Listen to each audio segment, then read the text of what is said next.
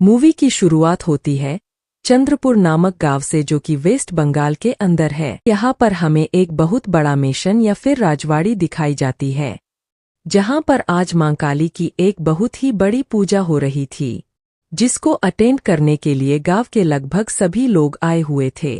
अब यहाँ इस मिशन के मालिक को दिखाया जाता है, जिनकी पत्नी आज लेबर में थी, जो कि आज अपने पहले लड़के को जन्म देती है, जिसकी खबर केयरटेकर मालिक को देता है।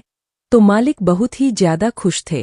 अब यह जो खबर होती है वह काली मां की पूजा कर रही एक लड़की के पास भी जाती है और वह खुशी से इसका ऐलान करती है।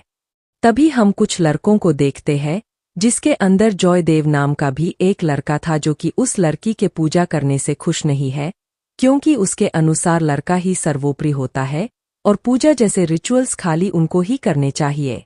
लेकिन इस गांव का नियम है कि जिसको भी मां काली सपने में दर्शन देती है वही पूजा कर सकता है, मंदिर खोल सकता है। अब यहाँ पर मालिक की पत्नी ट्विंग्स को जन्म दे रही होती है, तो दूसरा बच्चा भी जन्म लेता है, जो कि एक लड़की थी, और यह देखकर सुनकर मानो वहां पर मातम सा फैल गया था। अब मालिक अपनी पत्नी के पास आते हैं और बेटे को तिलक लगाकर उसका नाम शुभांग रखते हैं, और बेटी को उस पूजा करने वाली लड़की को सौंप दिया जाता है, यानी कि ट्विन लड़की को। अब वह पूजा कर रही लड़की उस नई जन्मी बच्ची को घर के पीछे बने हुए एक खंडर के अंदर एक पेड़ के सामने लेकर आती है, और बाकी लोग भी वहां पर एकत्रित हो गए थे, जहां पर उस लड़की को बलिदान के लिए सैक्रिफाइस प्लेट के ऊपर रख दिया जाता है। फिर सामने हम एक बड़े से भयानक पेड़ को देखते हैं, जिसके सामने प्रार्थना करके उस लड़की को एक अस्त्र से यानी कि एक खड़क से 2 टुकड़ों में काटकर उसकी बलि दे दी जाती है। अब यह जो हमने देखा वह तो भयानक था ही, लेकिन जब उस बच्ची का खून जमीन में समाता है तो और भी भयानक सच सामने आता है कि यहाँ पर अनगिनत लड़कियों के कंकाल दफन हो रखे हैं। मतलब कि यहाँ बहुत सारी बलि ऑलरेडी दे दी गई है, और वह बलि दी गई है उसी पेड़ को। तो उस पेड़ के अंदर जो शक्ति है उसको शांत रखने के लिए, खुश रखने के लिए, और अपनी ब्लड लाइन की जान बचाने के लिए। खैर, अब यहाँ से कहानी 40 साल आगे बढ़ती है और हम देखते हैं अंबिका को, जो कि एक टीचर है और बच्चों को मां काली की वह कहानी सुना रही थी। तो एक समय पर एक दैत्य था जिसका नाम रक्तबीज था, जिसको वरदान मिला कि वह कभी भी खत्म नहीं हो सकता। और ऐसा क्यों? तो उसके रक्त की बूंद जहां जहां गिरेगी वहां पर एक दूसरा रक्तबीज प्रकट हो जाएगा, और ऐसे ही उसका खून जितना ज्यादा बहेगा उतने ज्यादा रक्तबीज आते जाएंगे, यानी कि इस दैत्य को, शैतान को खत्म नहीं किया जा सकता। अब इस चीज से सारे देवतागण काफी परेशान थे, क्योंकि कोई भी उसको हरा नहीं पा रहा था, और इसी के चलते दैत्य जो होता है वह देवों को खत्म करने में लगा हुआ था। और तब जाकर कुछ देवक जो होते हैं वह मां पार्वती से विनती करते हैं कि वह उनकी रक्षा करें। अब मां पार्वती यह बात जानती थी कि उनका यह सौम्य रूप जो है वह रक्त बीज को हराने के लिए काफी नहीं है, या फिर यह कहें कि यह उनकी लीला थी। तब जाकर वह अपना रौद्र रूप धारण करती है और मां पार्वती से बनती है मां काली, यानी कि महाकाली। वह रक्त बीज से युद्ध करती है और उसके रक्त का एक एक कतरा विष की तरह खुद ही ग्रहण कर लेती है, और इस तरह से रक्त बीज का खात्मा होता है। खैर, अब फिर से अंबिका को दिखाया जाता है, जिसके पति का नाम है शुभांकर, जिसका जन्म हमने शुरुआती सीन में ही देखा था, यानी कि आज से 40 साल पहले। और इन दोनों की एक बेटी है जिसका नाम है श्वेता, जो कि 12 साल की है। अब शुभांकर अपने परिवार और गांव के इन रिचुअल से मान्यताओं से तंग आकर चंद्रपुर छोड़ चुका था, और जब से श्वेता पैदा हुई है वो कभी घर वापस नहीं गया, क्योंकि वहां गर्ल चाइल्ड के साथ क्या होता है यह तो हम ऑलरेडी देख चुके हैं। अब उसे यह डर था कि उसके परिवार, राजवाड़ी और गांव का जो श्राप है वह श्वेता का भाग्य और खुशियां न छीन ले, तो उसने कभी उसे भी चंद्रपुर के बारे में बताया तक नहीं। अब अंबिका जो है वह सब जानती है, लेकिन उसने भी अपनी बेटी से सब कुछ छुपाया हुआ था। लेकिन श्वेता के जो सवाल होते हैं ना, वह हमेशा उसके सामने आते रहते थे कि उसका परिवार कहाँ पर है। वह चंद्रपुर के बारे में हमेशा पूछती रहती थी, जिसको वह दोनों जैसे तैसे टालते रहते। अब एक दिन शुभांकर को कॉल आता है कि उसके पिताजी अब गुजर चुके हैं, तो वह वापस अकेले चंद्रपुर जाता है और उनका अंतिम संस्कार करवाता है। सारी विधि कंप्लीट होने के बाद में वह जयदेव से बात करता है और कहता है कि उसे अब यह राजबाड़ी बेचनी है, क्योंकि यह वैसे भी श्रापित है, तो यहाँ पर रहने का कोई भी मतलब नहीं बनता। अब जयदेव उससे उसके परिवार के बारे में पूछता है, तो वह अपनी बेटी के बारे में नहीं बताता, लेकिन जयदेव जो होता है वह सच को भांप चुका था। वह उससे कहता है कि यह श्राप दैत्य सब पुरानी बातें हो चुकी है और अब ऐसा कुछ भी एग्जिस्ट नहीं करता, तो वह यहाँ पर आ सकता है। वो कहता है कि जमाना बदल चुका है, सोच बदल गई है और अब सभी पुरानी चीजों को छोड़कर आगे बढ़ चुके हैं। अब शुभांकर उससे थोड़ी बहुत बात करके रात को वहां से निकल जाता है, लेकिन घर के बाहर उसका पैर एक रूट से लग गया था और थोड़ी सी जड़ उसके जूते में चिपक गई थी। अब वह अपनी गाड़ी से घर के लिए रवाना हो रहा था, जिसे रास्ते में अंबिका जो होती है वह श्वेता की बनाई हुई एक ड्राइंग भेजती है, जिसको देखकर शुभांकर घबरा गया था, क्योंकि श्वेता ने चंद्रपुर में मौजूद उसी खंडर के अंदर लगे हुए उस पेड़ और उस पेड़ पर बने हुए चेहरे की तस्वीर बनाई थी। अब शुभांकर जैसे ही इस चीज को देखता है वह परेशान होकर अंबिका को कॉल करता है, लेकिन नेटवर्क एरर से दोनों की बात नहीं हो पाती। अब वह कार के अंदर बैठा ही हुआ था कि तभी हम वृक्षासुर को देखते हैं, जो कि कार को अपनी जड़ों से जकड़ लेता है और शुभांकर को जलाकर खत्म कर देता है। जी हाँ, और जब यह खबर अंबिका को मिलती है तो वह इससे बुरी तरह टूट गई थी और यह सब कुछ उसी जड़ की वजह से हुआ था और पुलिस के हिसाब से शुभांकर का एक्सीडेंट हुआ था। अब धीरे धीरे गम में 3 महीने बीत जाते हैं और शुभांकर की मौत के नाइटमेयर्स उसे रोज परेशान कर रहे थे। अब एक दिन जयदेव जो होता है वह अंबिका को फोन करके यह कहता है कि शुभांकर ने राजबाड़ी बेचने के लिए बोला था, तो उसे ग्राहक मिल चुका है, तो वह और श्वेता वहां पर आ जाए, लेकिन वह इसके लिए साफ इनकार कर देती है। तो वह उसको समझाता है कि शुभांकर यही चाहता था और उसकी आखिरी ख्वाहिश पूरी होने से उसकी आत्मा को मुक्ति मिल जाएगी, तो वह वहां पर जाने के लिए एग्री हो जाती है, जबकि हम जानते हैं कि उसे ऐसा बिल्कुल भी नहीं करना चाहिए था। अब अगले सीन में यह दोनों ही चंद्रपुर पहुंच जाती है, जिसकी मुलाकात होती है केयरटेकर विकास और उसकी पत्नी नंदिनी और बेटी दीपिका से, जहां पर दीपिका पहले ही दिन श्वेता की अच्छी दोस्त बन जाती है। अब श्वेता दीपिका के साथ वक्त बिता रही थी और अंबिका घर देखती है, जिसे काली मंदिर मिलता है, जिसे सालों से बंद कर दिया गया था, यानी कि आखिरी बार वह 40 साल पहले ही खुला। वो पूछती है तो विकास यह बताता है कि यहाँ का नियम है, जब माँ काली किसी को सपने में दर्शन देती है तब वही व्यक्ति पूजा करता है, नहीं तो मंदिर बंद ही रहता है। और फिलहाल 2 सालों से किसी को भी माँ काली ने अपने दर्शन नहीं दिए। अब इसी बीच अंबिका 50 साल पुराने केयरटेकर और विकास के पिताजी से मिलती है, जिसको हमने मूवी की शुरुआत में देखा भी था, और वह सालों से अपनी सुध-बुध खो चुके हैं। लेकिन जैसे ही वह अंबिका और श्वेता की आवाज को सुनते हैं तो वह यह देख सुनकर यह कहते हैं कि सर्वनाश होने वाला है। अब अंबिका इस बात पर इतना ध्यान नहीं देती और रात को सोने चली जाती है। तभी हम श्वेता को देखते हैं, जो कि सो रही थी और उसके पास खंडर से बहुत सारी गोस्ट गर्ल्स आती है, जो कि उसको निहारने लगती है। अब अगले दिन वह दीपिका के साथ थी और अपनी ड्राइंग्स उसको दिखा रही थी, तो उसे वह वृक्ष की ड्राइंग दिखाती है और वह यह कहती है कि उसे याद भी नहीं है कि यह उसने कब बनाया था। दीपिका बताती है कि यह खंडर के अंदर वाला ही पेड़ है और श्वेता वहां जाने की जिद करने लगती है।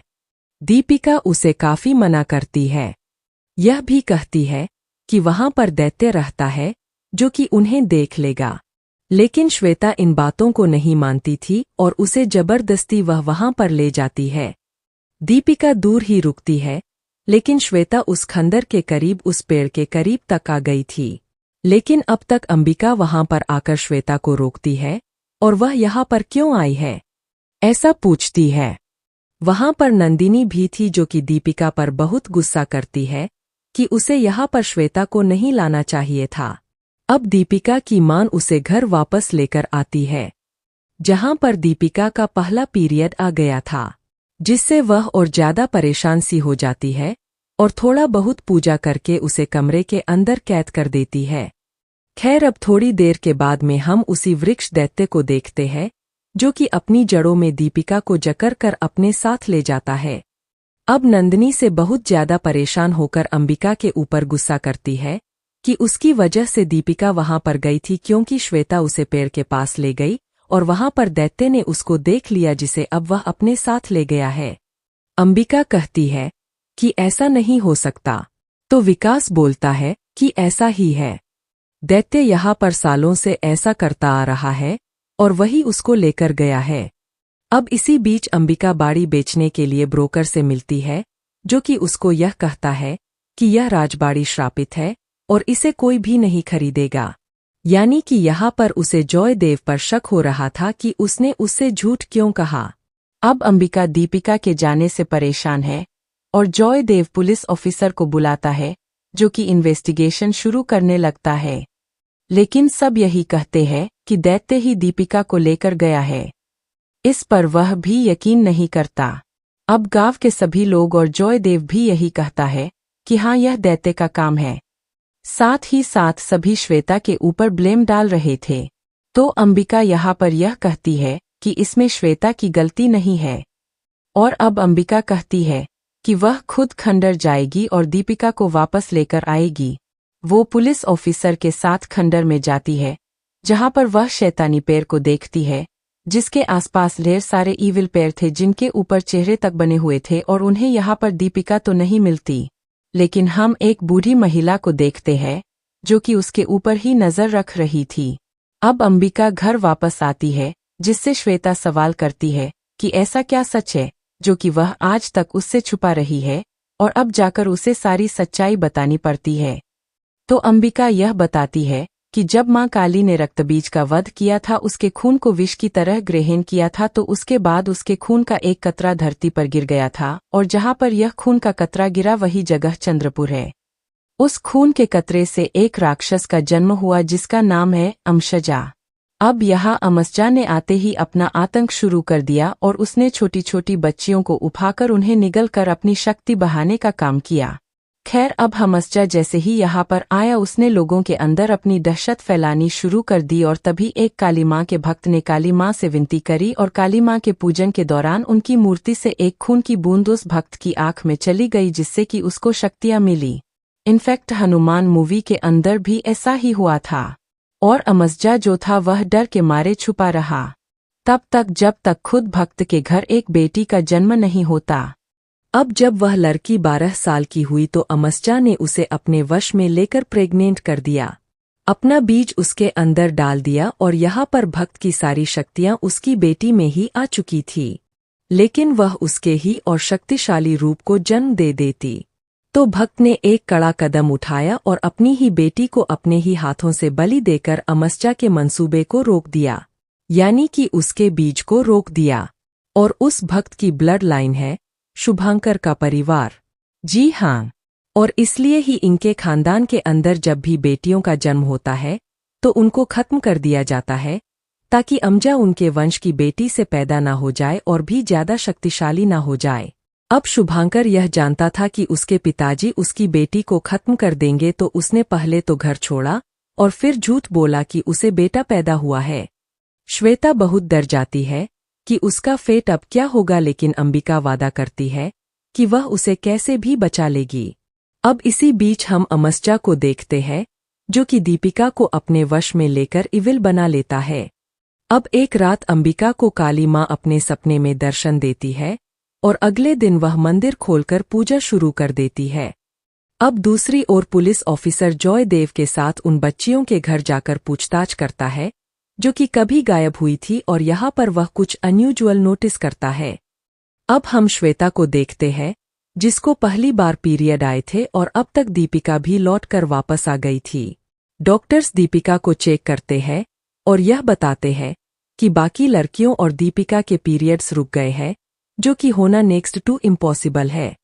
अब इसी बीच श्वेता को उसका फर्स्ट पीरियड आता है, और मौका पाकर सभी इविल गर्ल्स उसे उठाकर ले जाती है, और उसे बचाने में ओल्ड केयरटेकर की जान भी चली जाती है। अब अंबिका उसे जैसे तैसे वापस ले आती है, और जॉयदेव से यह कहती है कि इस गांव के लोग सब के सब इविल के साथ है और उसकी बेटी को मारना चाहते हैं, तो अब वह यहाँ पर और नहीं रुकेगी।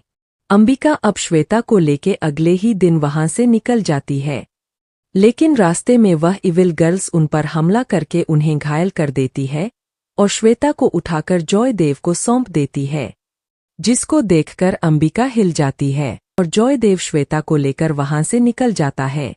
अब अंबिका को होश आता है एक पुरानी कुटिया में, जहां पर उसे वही बूढ़ी महिला मिलती है जो कि मूवी की शुरुआत वाली लड़की है जिसे हमने पूजा करते देखा था।